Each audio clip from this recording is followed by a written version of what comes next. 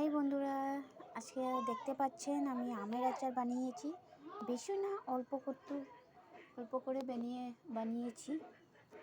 তার জন্য আমি তো আগের উপকরণগুলি আপনাকে দেখাতে পারলাম না।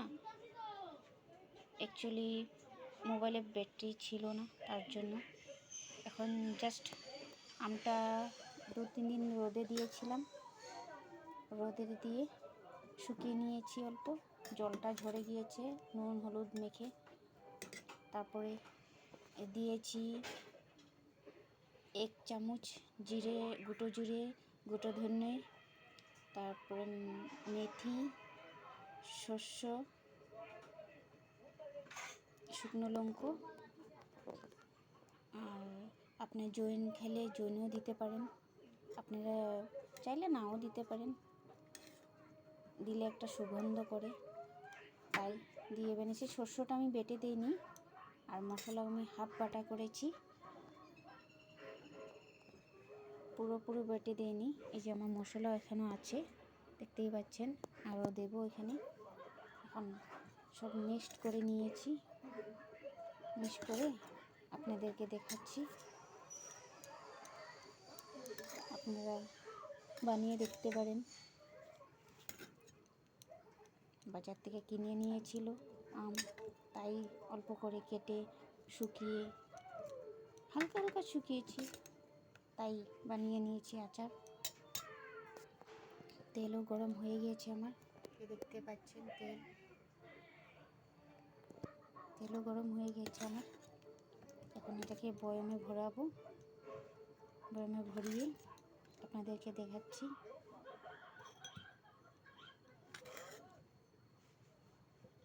ভালো করে মিক্স করে নেবেন মশলাটা।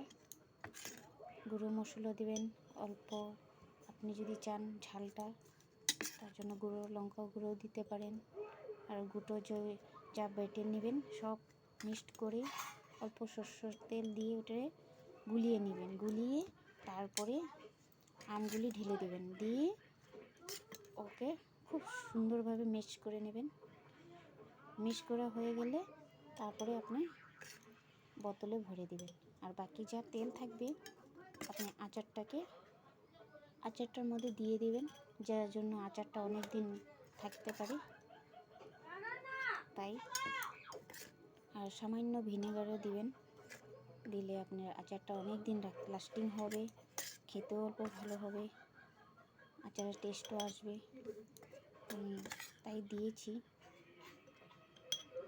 এখন ভরিয়ে দিয়েছি, আপনাদেরকে দেখাচ্ছি।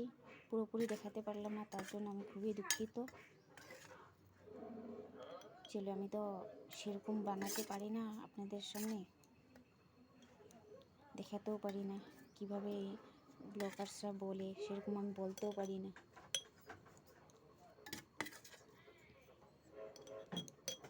তাই হালকা বলছি, হালকা বানাচ্ছি, দেখতেই পাচ্ছেন। আমার আচার পুরোপুরি হয়ে গিয়েছে, দেখতেই পাচ্ছেন। আচার ভরে দিয়েছি, 1 শিশি হয়ে গিয়েছে।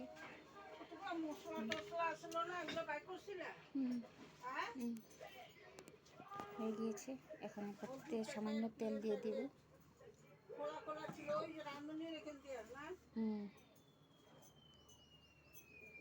তেল ঢেলে দিয়েছি।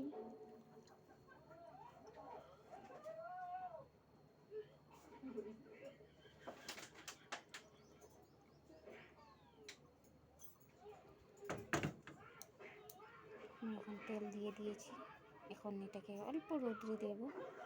হয়ে গিয়েছে বন্ধুরা, কেমন হয়েছে বলবেন। আমি এখানে ভিডিওটা শেষ করছি।